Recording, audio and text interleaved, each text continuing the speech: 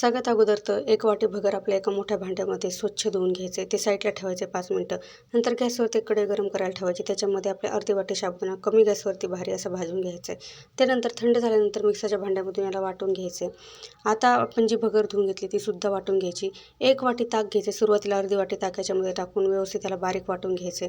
त्यानंतर तयार केलेल्या साबुदाण्याचं पावडर याच्यामध्ये टाकून व्यवस्थित मिक्स करायचे. नंतर उरलेलं अर्धी वाटी ताक याच्यामध्ये आपल्याला टाकून घ्यायचं आहे. दही वापरत असाल तर अर्धी वाटी दही फक्त वापरू शकता.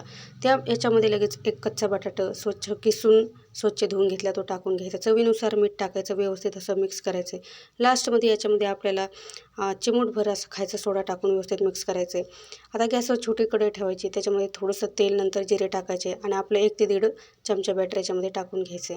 झाकण ठेवून 1 ते 1.5 मिनटं कमी गॅसवर त्याला भाजून घ्यायचे किंवा शेकून घ्यायचे. एक बाजू शेकल्यानंतर बाजू पलटी करून दोन्ही बाजून छान असा नाश्ता आपल्याला शेकून घ्यायचा. छान असा आपला उपवासाचा पदार्थ बनून तयार झाला. आवडल्यास एक लाईक करा. चॅनलवरती नवीन असाल सबस्क्राईब करा.